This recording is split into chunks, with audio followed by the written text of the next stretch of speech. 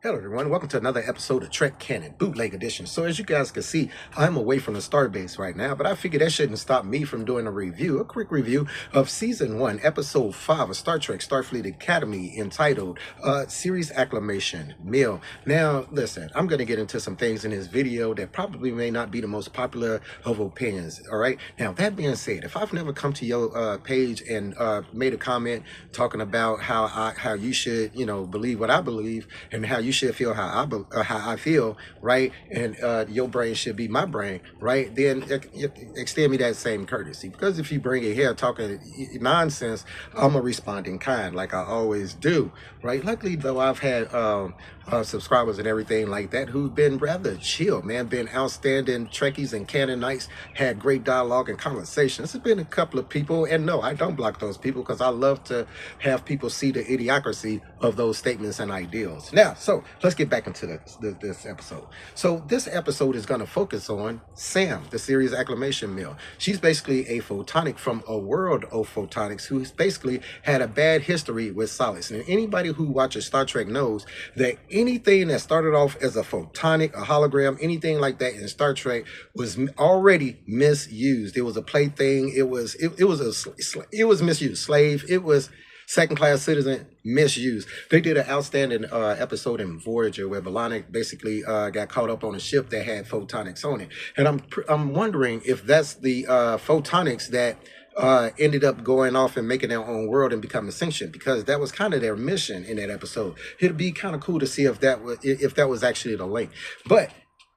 Anyway, they end up sending S.A.M to Starfleet, right? They create S.A.M, activator and everything like that, send her to Starfleet so that she could be the emissary of the photonic homeworld and basically see if these photonics can basically start trusting humans, start trusting solids, more accurately, I should say. All right, so we're getting into a situation of being an emissary. All right, now, that being said, S.A.M is basically trying to figure out, hey, what's going on with the quirks of people, their idiosyncrasies, habits, basically trying to understand humans. And if anybody has been watching Starfleet Academy up to this point, S.A.M is rather young mentally, right? She's basically 17 years old, but she's only been active for a very short time. So she has a lot of, social things that make her a little bit, odd. But it was interesting how, from her perspective, right, and from a perspective of somebody who sees the world in optimism, always happy, the way she interacts with people is just great. She sees herself as the cool kid. Everybody likes her. Everybody smiles at her. She gets along with everybody fabulously, right? So this is how she sees herself in the world of the solids. Now, the way she communicates with the photonic homeworld, right? Basically, time freezes, and because she's a photonic and basically an AI, the things that's communicated with her are super fast. Like basically, it's so fast that the is relative to the time surrounding her, time stops. All right, so I kind of like that too. Right now, here's the thing. The photonic homeworld basically instructs her to be like, hey, listen, you got a certain amount of time to figure out these photonics, what we're going to do, basically to do your mission. We want you to take this class. So she ends up going, unwillingly, because she wanted to, kind of focus on music. She decides to go to this class that's pretty much ending, all right? And it's basically it's a class of unexplained things, all right? So as we're walking through the different unexplained things, we see the Guardian of Forever, man. We see the Great Barrier, we see the Galactic Reef, we see all types of things, right? And eventually we see a picture of my favorite is Captain in all of Star Trek canon, Benjamin Sisko. And now we are on a mission to investigate what happened to one of the greatest captains, arguably the best captain in all of Star Trek canon, my homeboy, Benjamin Sisko. All right, let me tell you something. I have to stop the video and actually make a interlude video about how happy and psyched I was for that. Now, the sub stories that's going along with this, I'll get into that a little bit later, because of course, you got the lore story between Caleb and, the Beta Z princess. You got the, you got Jaden, who, again, I'm going to get into that a little bit later. How he's dealing with certain issues with with Starfleet Academy people and with the War College and everything like that. You got Captain Ake and the commander of the War College kind of trying to figure out a way to host this delegation and everything for the War College guy and ocean heating. He's heating up the ocean for the eels and everything. Now, first, let me stop for a second. A lot of people seem to take issue with the fact of how Captain Ake presents herself. And it's odd because Captain Ake is hundreds of years old. She's an Illyrian, all right? Not an Illyrian. She's a um I forget, but I'm gonna put it right down here. But anyway, she's come from a long-lived species, right? The only other one we've seen in canon was from Star Trek: Strange New Worlds, and we've seen the quirks that she has.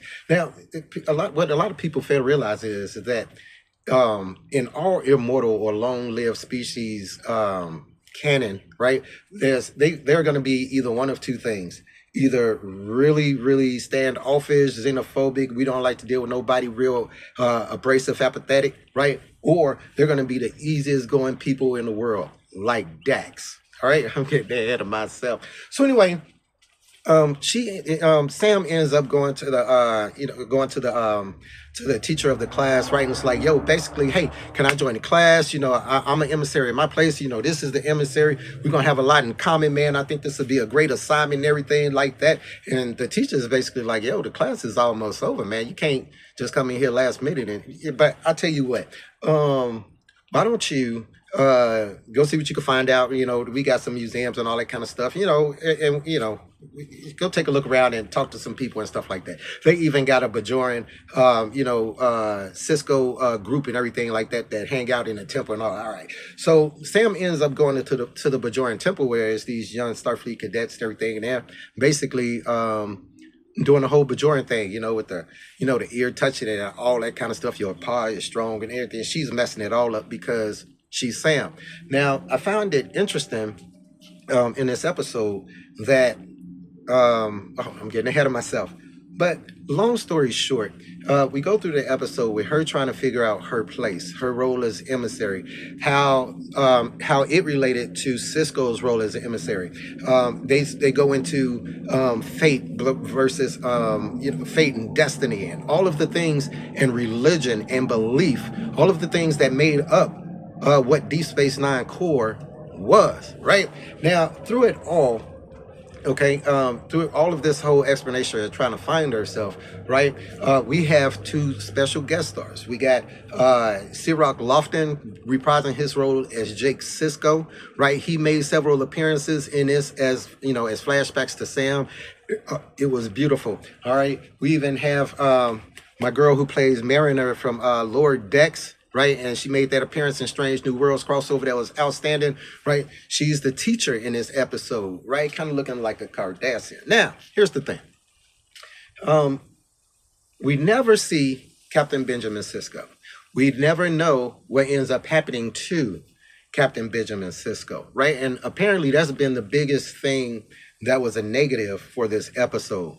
But what did I say this episode was about? It was about belief, destiny, faith, right? Fate, religion. Okay, Benjamin Sisko had became in essence a god figure to these people. All right, they likened them to the prophets and people like that who don't have their images taken. Now, what is the major tenet of religion? Faith, belief that one day this person will come back, that one day they will walk the earth again, that one day they will be in our lives again, that one day we will go to a life eternal, all types of things built around faith. All right. And, and how Benjamin Sisko seen destiny and fate and all of those things. Right. So personally, I think they would have done a disservice to the essence of Deep Space Nine and what it stood for if Sisko had came out of the Celestial Temple. All right, if it was all that simple just because Sam was looking for him and everything like that. I think that all of the emotional beats that they needed to hit while still maintaining the mystique and the mystery around what's going on with Sisko was awesome. And leaving that open while still respecting and maintaining what it was that made Deep Space Nine and the character of Benjamin Lafayette Sisko so special in the first place. Now, here's the thing. When I was watching the episode, right, and I was looking at this teacher, right, played by what, Tawny Newsome, played by the teacher, right? It was something that I had noticed early on, all right? And what I had noticed early on is, why does this teacher keep referring to Captain Sisko as Benjamin? Like, she's literally the only person in the episode who kept referring to Captain Sisko as Benjamin. People was calling him the emissaries, people calling him Captain Sisko, but she was the only person who kept calling him Benjamin. Now, right there should have been a hint for everybody who was watching this episode right there, because in Deep Space Nine, guess what? There's only one person who has the balls to refer to the captain of the station as Benjamin, even in front of anybody else. Hey, Benjamin. Right, and that is Jadzia Dax, or Dax, Benjamin Sisko's mentor. Man, let me tell you something. The reveal when she said, look under her surname, Dax. Because see, I was in Discovery, they said that after the burn or something like that, most of the Trill symbiotes died, right? And since we had not heard anything about Dax or the symbiont, I was thinking, oh man, did they off Dax? Oh man. But it is so awesome to see the fact that Dax still lives in Star Trek canon. And a Cardassian even. A Cardassian Trill even. Like, how did that even work out? It's a whole lot of hybrids in Star Trek. And that being said, that's good.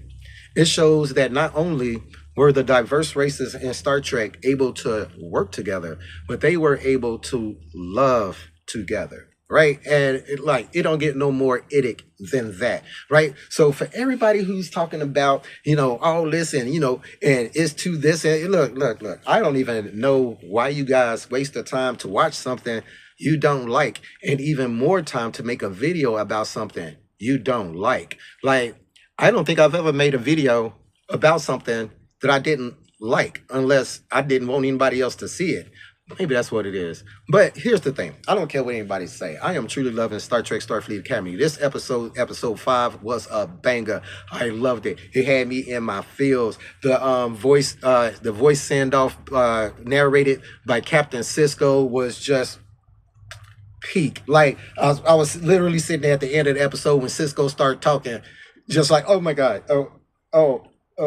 So the fact that they were able to keep the faith, the intrigue, the mystery, and all of the elements that made Deep Space Nine so much different than all of the other series, because that's what it was. It was so different because of the religious aspect alone in Deep Space Nine made it stand alone, because they don't really cover religion in any of the other Star Treks. They lean more towards science, right? So the fact that he didn't come, right, and they still waiting on him, that they have to believe that this dude still exists within a celestial temple, like, all of that is just, they did a great tribute to Captain Benjamin Sisko, and I don't really know what people are talking about when they say they don't like this episode. But let's talk about the elephant in the room.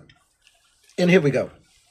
Let's talk about the elephant in the room. First of all, again, if I have never came to your page leaving comments about how my ideology is better than yours, and how you should go with my ideology, feelings, and thought processes, and all that kind of stuff, and how yours must be jacked up, and you got some kind of phobia of this, and okay. If I've never did that, right, show the same courtesy, because again, this is my opinion, this is my belief, all right, and these are based on canon. So I don't like what they're doing with my boy Jaden, and what I mean by that is, if this would be the first shown Klingon, including Beta and Charlie canon, right, that ended up being homosexual. That's a lie. I remember reading this book a while back. I had to be about 16, 17 years old. I had got it from this security guard that had worked in my building. Anyway, he had this Charlie Cannon book. Okay, what's Charlie Cannon book? Charlie Cannon is just straight fan. Like, somebody sat there and, wrote some stuff up, maybe printed it out and made it, okay. Right. So he gave me this book. Somebody had did it well, man. Art, all that kind of stuff, right? But the story was amazing. The only thing about this book is that it had Spock and Kirk being in a relationship with each other. Now, being a person who is into canon, right?